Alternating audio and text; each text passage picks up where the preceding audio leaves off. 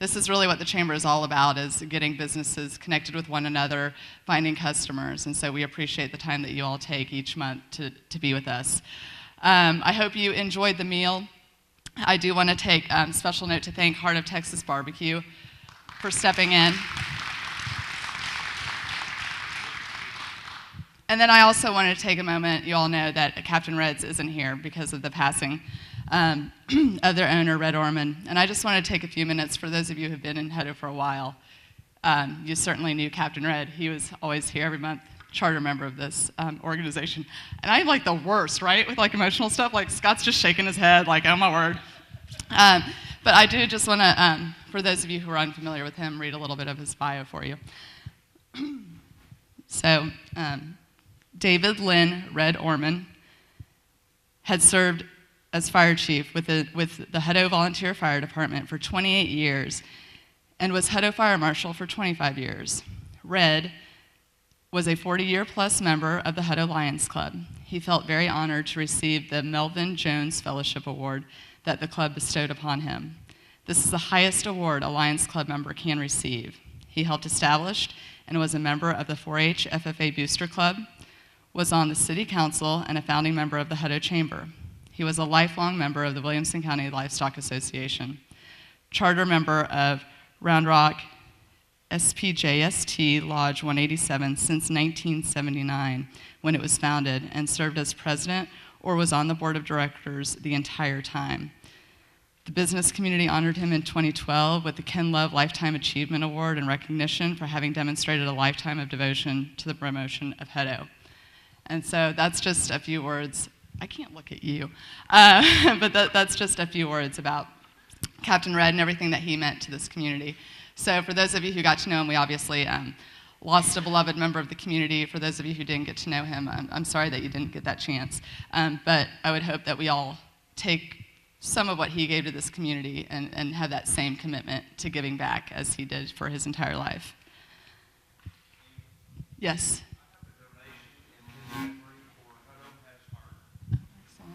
Okay. Well, thank you. That's Jay Hoffman with Eagle Office with a donation, for those of you who didn't hear, to Hutto Has Heart in honor of Captain Red. Thank you so much, Jay.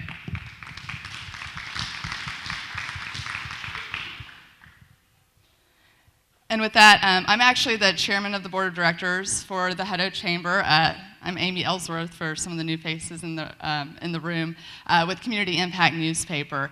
We have a dynamic, wonderful board of directors that I just feel blessed to serve alongside of, and a few of them are able to join us today. I'd like them to stand up and be recognized. So Judy Hayes with Happy Hippo Electric. Thank you, Judy. Also, James Guzman with Christian Brothers Automotive. And then we also have some new board members who have been appointed since we had elections.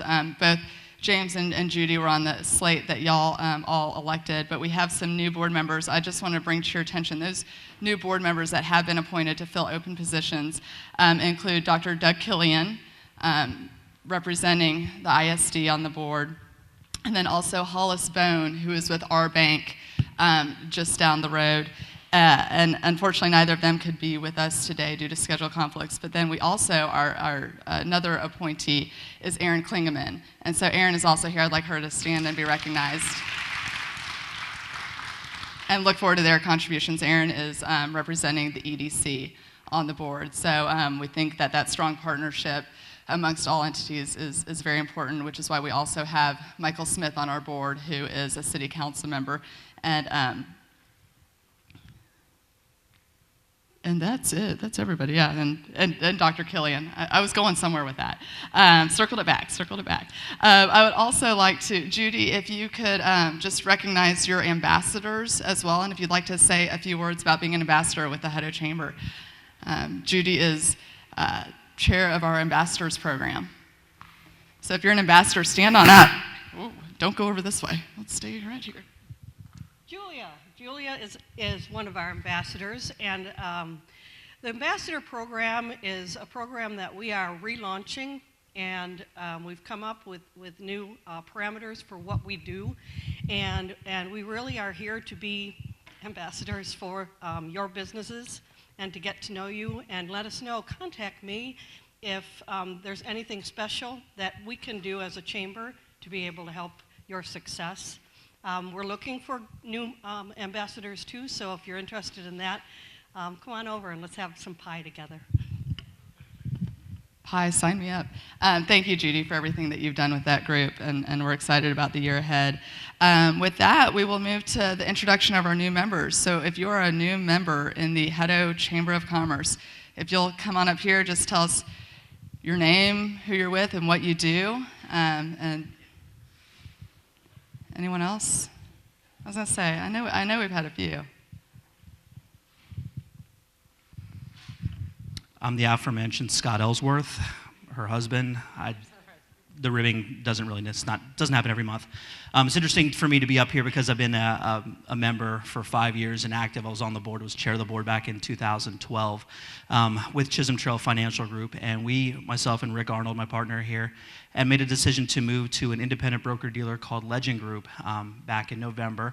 And without getting the details of what a different broker-dealer is and all that stuff, but we're very excited to get back and connected with the Hutto community, to become an ambassador, to serve on boards and committees and help out with the events. And so we're looking forward to meeting everybody again and reconnecting and learning how we can help the chamber grow. I can't look at you. Oh, okay. We just stay here. Okay. Hi, everyone. I'm Cheryl Baker with Arbonne, and I joined the chamber last week. Judy, I volunteered for the ambassador committee, so we'll be having pie. I like pie. Arbonne is a botanically based skin care, health, and beauty company for both men and women, and I'm looking forward to being in the chamber. Thank you. Hi there, I'm Andy Andrazi, and I'm with Wilco Recycling. We're a recycling company up on Chandler Road. I started with the company about 3 or 4 months ago, and this is my first meeting, and so I'm excited to be involved, and hope to get to meet some of you. And if you have any recycling questions or anything I can help with, just let me know. My name's Dan Galbraith, and my business partner is Brandy Rutherford. And we have opened up, we're in the process of opening up on 206 Farley Street, Heart of Texas Barbecue. We hope to be open the first week of February. We'll be open every day for lunch, and then on the weekends, Friday and Saturday, for lunch and dinner as well. We're really excited about making Hutto our home. We appreciate you guys having us today, and if you get hungry, come over and see us. Thank you very much. Thank you.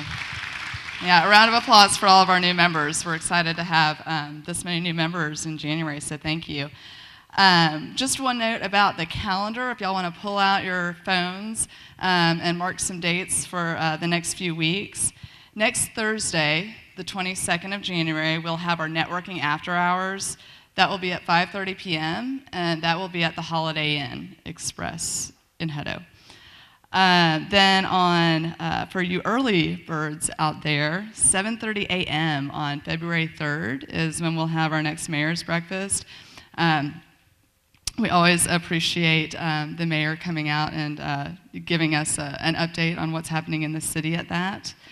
Then our next luncheon, which will be in February, cleverly enough, is February 19th at 11:30, and that will be back at this location. And then the gala. So this is a really big event for us. It will be held February 28th. Doors will open at 5 p.m. If you saw in your chamber update email this week, was that this week or last week? Okay, this week. It's all a blur, I apologize. But Denim and Diamonds is the theme that we're going with. It'll be a fun, lively event. It's always great fun. A lot of recognitions for businesses, and we'll also have a recognition for Nonprofit of the Year as well. So we certainly encourage you all to join us for that. And then before we move on to our presentation today, we'd like to recognize the elected officials who are here. And so if you didn't sign in and I miss you, I apologize. But we have Mayor Debbie Holland, who is with us. We appreciate all your support of the chamber. Thank you, Mayor. And we have Judge Judy Hobbs in the back, Justice of the Peace, Precinct 4. We always appreciate you taking the time, Judge. We know that you've got a busy schedule and you're not always in control of it. So thank you very much for being with us. We also have Doug Gall with the Hutto School Board. And then, although not elected, still important community leaders that I'd like to thank for being with us today, and that's Chief Kerwood. Thank you for being with us. And our city manager, Karen Daly. We appreciate you being with us and always supportive of the chamber. And with that, we will move to our sponsor of today's luncheon, who came in by the skin of his teeth. Come on up, Bruce Bessner with Chisholm Trail Financial Group.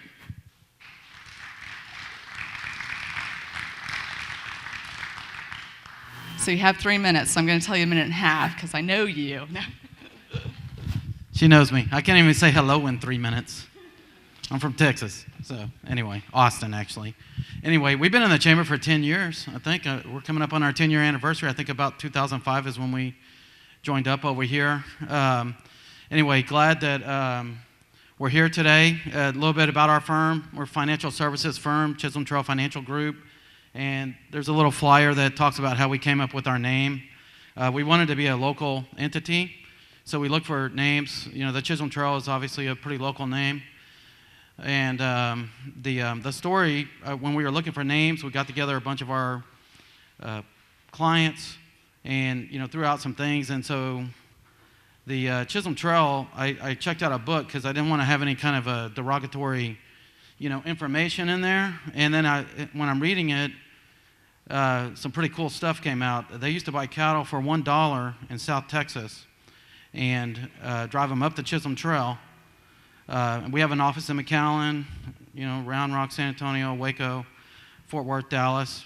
Drive them up all the way through the Chisholm Trail to Kansas and send them back east by rail. They used to sell the cattle for $20 in New York City, so they made $10 off of a $1 investment. And the first stockholder report to stockholders was like a telegraph back to Eastern investors. We started the winter with 820 cattle, and we finished with 780. So I'm like, I gotta name my company after the stock market. Anyway, so our logo has a star in there that looks kind of like the Marshall's badge. There's 5 points in the logo, and we think there's 5 critical points in people's lives. So they're, and that's all on the flyer. But the 5 points are: you're born, you have children, and then basically, you know, your family, your moral values, and everything are going to pass on. So that's basically one of the points. And the goal part is the legacy that gets passed on through college education, knowledge, everything you transfer to your kids. The second one is marriage. People get married, their family, those values are going to get passed on. The third one is your home or business. You're going to build up equity in that. So we work with the gold part of the logo, which is the legacy that passes on. And then retirement. Hopefully you got a little bit left. You know, you don't spend the last dollar right before you pass away. And lastly is when you pass away, you have an estate. So the 4 things that are really a little different than a lot of the other firms in our business is we have a process that we sit down. It's a 6-step process, so nothing slips through the gaps. And a lot of firms say they have a process, but they don't really follow it. And then we're advocates. We kind of speak for the people that aren't at the table, your children, spouses, employees. We're a resource, not just for insurance information, investments, other non-financial products. We do a lot of educational seminars. We did about 30 programs last year, you know, Sertoma, whatever. So we have a whole list if anybody wants that. And the last thing is we have a local team. We have 52 agents statewide that are part of our group. We have about 25 support staff. There's a big office in Westlake. The Round Rock office is our second largest office. And hopefully we'll be hanging a shingle out here before the end of the year in Hutto, finally. All righty? Anyway, thank you very much. Chisholm Trail Financial, we're a landmark for financial security. That was like 3 minutes. That was like 5 minutes, and I have to applaud you. Like, that was amazing. That's right. I'm just impressed. So thank you very much, Bruce and Chisholm Trail Financial Group, for the sponsorship today. Today's speaker is Gracie Connor. There you go. Thank you. And a little bit about Gracie before she speaks with us. She's Division Director of Business and Continuing Education at Temple College, having been at TC for 16 years with background in small business, government, and public education. And then we'll go with that introduction and then take it away. So thank you for coming to speak to us about workforce development in action.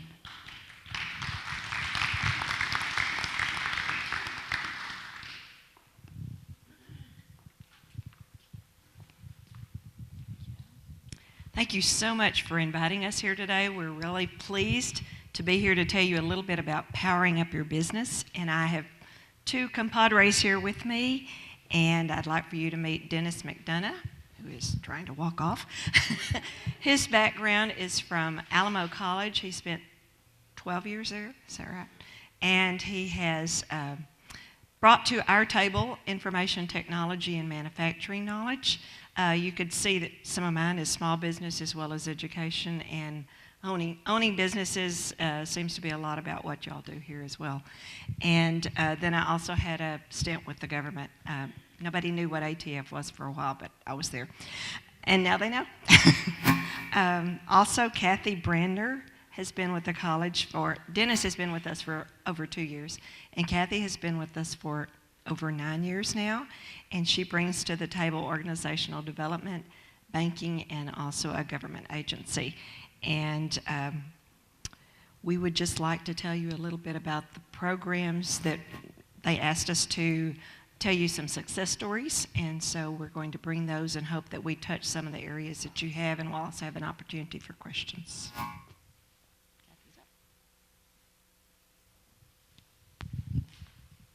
Well, good afternoon. As Gracie said, I'm Kathy Brandner, and I'm going to be your primary presenter for today, but you've got lots of us here as resources to tap into, to ask your questions and get going. And I guess I'd like for us to start with you, thinking about you and your life, your organization's life. It's the beginning of the year. It's that time when we start thinking, what do I want to be when I grow up? Or what do I want my company to be? And so, if for a short term or a long term, what are your goals? What are you trying to become? What do you need to deal with as the world around you changes? And as you have that vision of where you want to be, what you want to be, we also know that there are issues, obstacles that get in the way of our effectiveness or of our reaching those goals that come into mind. So today, what we want to do is talk to you a little bit about some organizations that we've worked with who had some obstacles, who had some challenges, and they still do, because we all do, right? Always there's something out there. So what we want to do is give you an idea of some success stories, as Gracie said. And we've got many, many success stories we could tell you about. But for our short time with you today, we thought we would narrow it down to just a few of these, and with organizations that have 100 or less employees. Let me ask for a show of hands. How many of you have less than 100 employees in your organization? That's what I was suspecting when we were asked to come here, that would be the majority of you. So I think the success stories we want to highlight today will be appropriate and give you some ideas of some challenges others have had that maybe you're having, or maybe you anticipate having, or your challenges may be completely different. But maybe this will just at least spur you to think about, where do I want to be, what's getting in my way, and how can I overcome those obstacles for effectiveness. So let's start with an insurance company. Again, all these are going to be less than 100 employees. So one of the organizations we've worked with recently, and actually for a long time, is an insurance company. And what they have found is that a lot of their employees are in that baby boomer category. And they're finding that those baby boomers are starting to walk out that door to take their institutional knowledge, skills, abilities, all that with them. And they're panicking. Oh my goodness, we're losing our capabilities, our competencies. So they are also bringing on new people. Or promoting people who don't have that solid grounding. So in working with them, they came up with a strategy of 3 things they wanted to focus on right now, and they're still focusing on these. But one of these is leadership development for a couple of groups of employees. So they've gone through some leadership training to get some solid grounding in what skills are needed to create a high performance and a high satisfaction workplace, a place where people want to be and where they want to give their all to success. So leadership development was part of their strategic plan right now. They also said, you know what, we want to make sure we've got high quality customer service. And you know, anybody who does customer service, they get burnt out. So even if they've got the skills, sometimes you just need to give them those refreshers. So they said, let's put all of our employees through service excellence, which includes a workshop on creating a high impact, communicating effectively, and then goes into the dealing with the difficult customers, taking the heat when you get those angry people. What kind of skills are involved in doing that? And lastly, they had some new people going into accounting. And yet they had never had any true accounting background, any solid grounding in that knowledge and skills. So what they did was put their employees in two of their employees into one of our accounting classes at Temple College. And it's a class on the academic side, but they registered for it through us in business and continuing education, and that's called a mirror class. And so we can tell you more about that, but that's an alternative. They didn't have to do their transcripts and go through official approval. They just got to sit in on a class and get the knowledge and skills that they needed to be effective in this accounting role that they had moved into. So that's one insurance company. We actually also dealt with another insurance company who had some different issues. They had some employees, and some of their employees were actually the retirement age, but they weren't choosing to retire. But some of these employees did not know how to use technology to its greatest advantage. And therefore, the company was not as productive as it could be because their employees didn't have the skills that they needed to be most effective in serving their clients and customers. So what they did was they talked with us, and we came up with a strategy together that involved our local workforce center, and they came in and did some skills assessments. So we knew where every employee fell, what did they need to know. And then we developed some training for them that actually someone from Hutto actually taught for us. And we did a number of Microsoft Office and Windows training. But a side benefit that came from this process was this company had not really realized that their employees were all on different versions of Microsoft Office, and that was creating some stumbling blocks as well for their organizational effectiveness. So through our involvement, they chose to get everybody onto Microsoft Office 2013. All right, let's shift gears a little bit from that service industry, and let's look at a distribution center. And our distribution center here had a group of new leaders that they had on the floor. They also had some who had been in leadership for a while, but had never gone through anything to get solid grounding in leadership. They wanted to make sure everybody was on the same board, that expectations were clear, that they were being held accountable for their expectations, and that they were giving them the training that they needed so that they could live up to those high expectations. So this organization, the management team here, was very involved in coming up with their core competencies. And they created these and put them on posters and had the posters around their center. And we toured their center and we worked with them and customized the training so that we were able to make sure that we were teaching to their competencies and helping these employees be able to live up to expectations. Not only was this part of their strategy to come up with the competencies and do the training, but this organization did what I think is very important for anybody that's involved in training and development. They made sure that before any of these individuals went to the classroom portion of this developmental process, that they sat down with each of them one-on-one and talked about what are you already good at and how can you get better at that? And what are you not so good at, and what do you need to be focusing on this training to live up to our expectations, to build these competencies? So that was before the training. Then after the training, they went back and coached them and followed up with them and held them accountable for using the new skills and said, what did you learn? And what are you going to do differently on the job?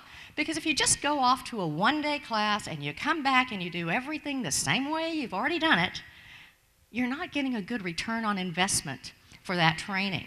So even if it's about you individually or if it's about a group of your employees, whenever you're thinking about going to a seminar, a class, a workshop, whatever, it's important to think through, why am I doing this, or why am I sending my employees to this? And then afterwards, what can I do to make sure I'm changing my behavior on the job? Because that's what it's all about, to build individual skills and performance to get organizations more effective in their role. So we'll stay in the industrial side for a moment, and we'll go over to a manufacturing organization. This too had some leadership training development needs that they had. They had a new group of leaders out there on the floor, and this group spoke Spanish as their first language. Now they had employees that spoke English, but the Spanish was the group that they were most comfortable with. Back up. Okay, thank you. All right, see, I don't understand these microphones and how all this feedback works. I need a class. I need some training, okay? We all do, because learning is a lifelong process. So this company approached us and said, this is what we want for leadership development. What can you do? And so we created for them, working together and making sure that their needs were being met, a training program that had a bilingual facilitator. All the training materials, videos, print materials were in Spanish, and we implemented this training for them, and they were very pleased. The graduates of this program went back on the job and made a difference. And so that's what it's all about, is making a difference back on the job. So we'll take another manufacturing organization. And this one hired a new HR director. And the HR director had background in human resources, but wanted to take that to a new level. And this company supported that, and so wanted to help this individual prepare for a professional certification. And so they chose to put this person in the Human Resource Management Academy so that the individual could prepare for the PHR, the Professional and Human Resources certification. And so sometimes organizations look and say, we've got a group of people or groups of people who need certain training and development to make our organization more effective. And sometimes they say, we've got one employee with a specific need that we need to address right now. And so that's something, as an organization, you can look at that. What are the individual needs, but what are the group needs as well, as you're thinking through what would make your organization more successful as you build employees. All right, let's look now at a family-owned commercial construction company. This organization was going through transition. And so they were shifting from one generation to the next with leadership skills and management. And at the same time, what they were finding was competition was getting much stiffer as they would go out to bid for these commercial construction jobs. So they took a major process and kind of took a strategic approach to what were their needs and how could they reconfigure themselves and get more effective so that they were winning more bids and able to fulfill those bids as they had promised. So this group started with a strategic planning workshop. They redefined themselves in terms of their mission, vision, and values and tried to get that crystal clear for all their employees. They also worked on their presentation skills so that if they were chosen as one of the top 3 bidders, when they went out and called on that organization and made their presentation, they had it nailed. They were very effective in how they did that. So this presentation skills workshop that they went through worked with their real bids they were going to use. So it was what is called action learning. You're actually preparing for real work as you're going through this process. They also asked for help in reviewing their written proposals to make sure that they could get in front of the groups. So we were able to provide some consulting services to look at their written proposals and make sure those were most effective. And finally, part of this overall development process for their organization was some one-on-one coaching for 2 of their new generation leaders to make sure that they were most effective in creating that high-performance, high-satisfaction organization. All right, well, those are a few success stories we just wanted to share with you and let you think about how does that relate to you and your world and your obstacles and what may be coming up. But after hearing these, you might be thinking, well, you know, that sounds good, but how much does this cost? Or where am I going to get the funding for this? How do we take care of it? Well, all but a couple of those examples I shared, they just took the funds out of their operating budget, and they wrote the check, and they got the training taken care of. One thing as a community college, we keep our prices as low as possible because we get funding from you taxpayers to help offset those costs. And so that's, when it comes to writing those checks, we believe most of those checks are going to be less than if you were dealing with a private consultant out there. And at the same time, what the majority of those organizations did was they tapped into Texas Workforce Commission's Skills for Small Business. And that grant, which is relatively easy to apply for and receive, paid for that training. And Dennis McDonough, who Gracie introduced earlier, he's our skills grant expert, and so he'll be the one who can answer questions that you might have about that. But just quickly to give you an overview of some of the main things, let's look quickly at what are the criteria. Now, first of all, it's got to be a for-profit organization. And I know there are a number of you sitting in this room that don't meet that criteria, so I'm so sorry. The other thing is that it has to be more than one person. So, for instance, once we had a photographer who showed up for an overview workshop on this, and he immediately walked out the door because he had nobody who reported to him, no employees. He was the sole proprietor, and he was the sole proprietor. And so this grant doesn't apply to someone with only one employee. And secondly, you have to have less than 100 employees, as that's how the state of Texas is defining that small business. And you have to be paying prevailing wage. And again, Dennis will be a great expert for you if you want to know what exactly does that mean. But if you meet that criteria, then what's available to you? What are those benefits? Well, let's look at this. If you have an employee who's been here less than a year, they are eligible for $1,450 in tuition benefits for classes through a community college or a technical college, a state-funded college.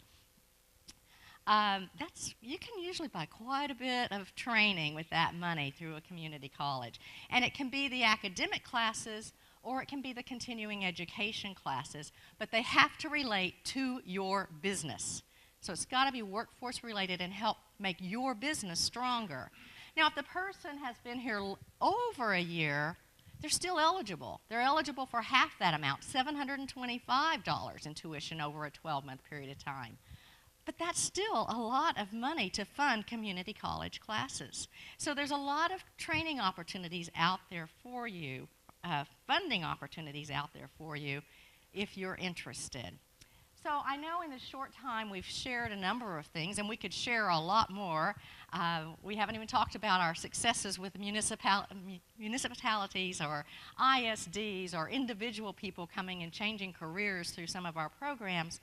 But one of the things we would just say is to remember this. You may not remember all the details, but remember, if you have an individual employee training need, or you have an organization development need, something you are going through a change process and you need to work with all your employees on something, think of us, Temple College Business and Continuing Education, think of us as being your training department.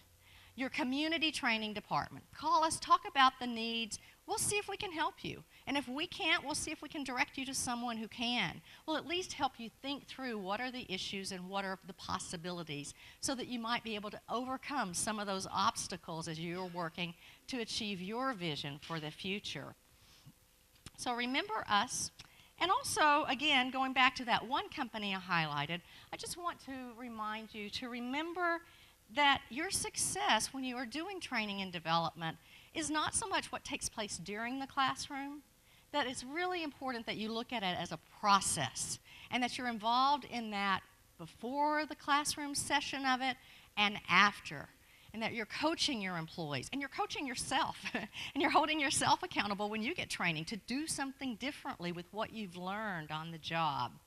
So we're all about training individuals and transforming organizations, and we look forward to watching you and your organizations get even better than you already are, and we're happy to help any way we can.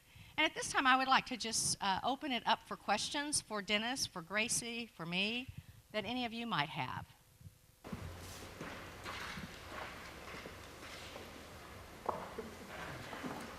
Yes. Have you worked with any businesses here in Hutto yet? Businesses in Hutto. I'm trying to think.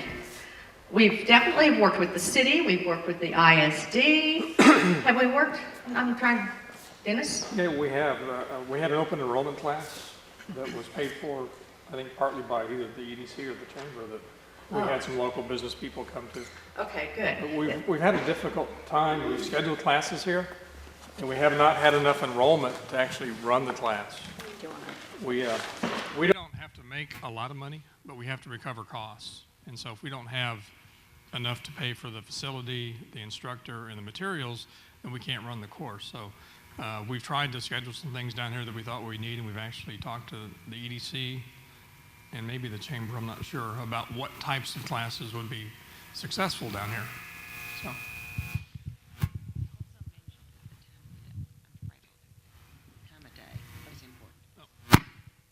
As we do schedule classes, if we schedule open enrollment classes at our Hutto Center, and Robin's here from our Hutto Center if you haven't met her, it's important for us to know what time of day, what day of the week, those kinds of things work best for you and for your employees to go to these open enrollment classes. So we can do open enrollment classes and we can do classes just for your business. Yes, ma'am, Judge.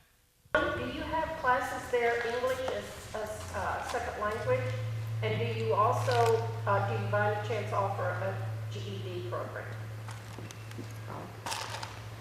The GED program is being transitioned over to workforce development, but it is actually run by ACC for this area. So we do up in our Temple office, but it doesn't follow the same districts as community colleges. And so Hutto and I think Taylor fall under the ACC area for GED. And that's housed where?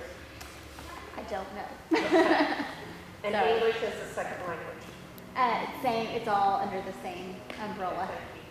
I want to go back real quick, just a minute, Chief, to Dennis's answer to John's question. Part of what we did was working with the EDC on an entrepreneur program several years ago.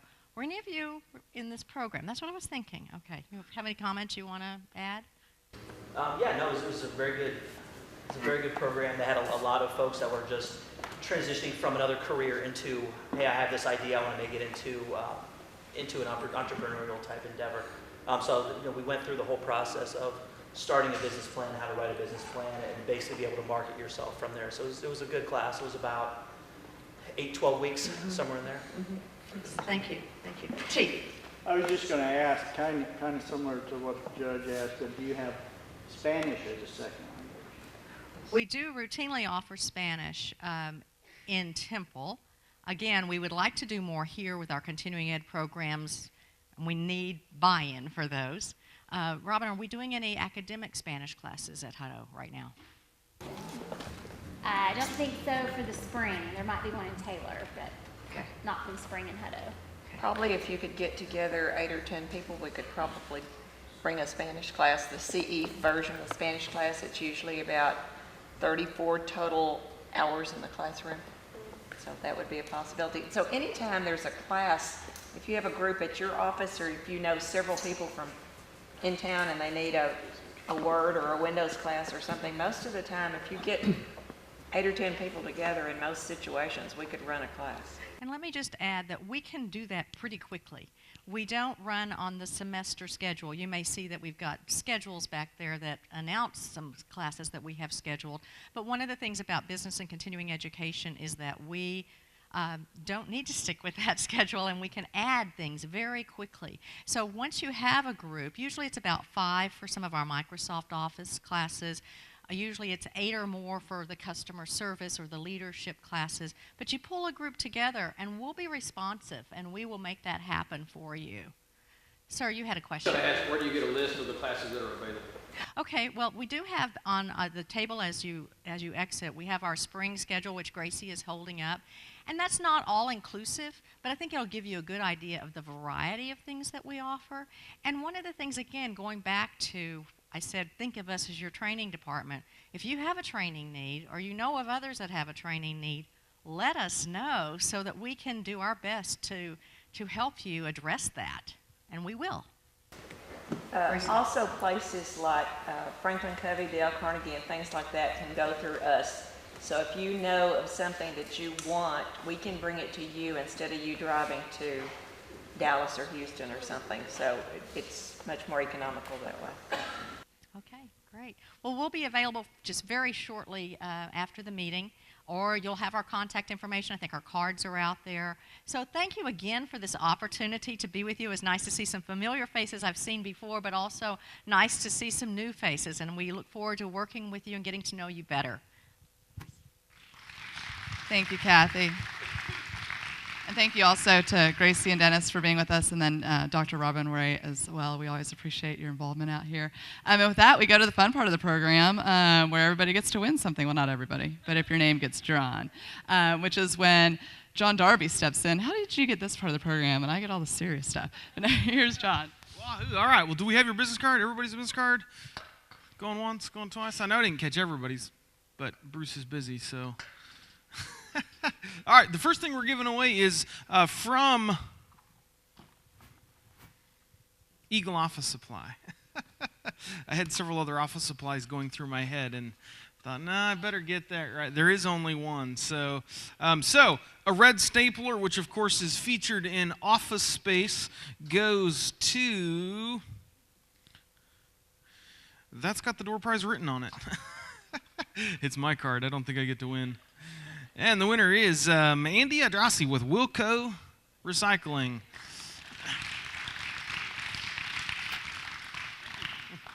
Thank you. All right. And then we have a class from Temple College. You can take one of the classes that they talked about for Office or any of their different Windows classes. And the winner is Greg with PostNet. Where's... All right. He needs this. I've heard his staff complaining when he gets on the computer.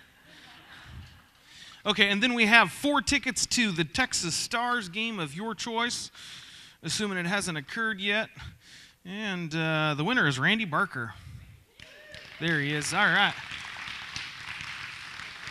Well, thanks for coming out. I'll look forward to seeing all 41 of you at the Power Networking next Thursday. Thank you.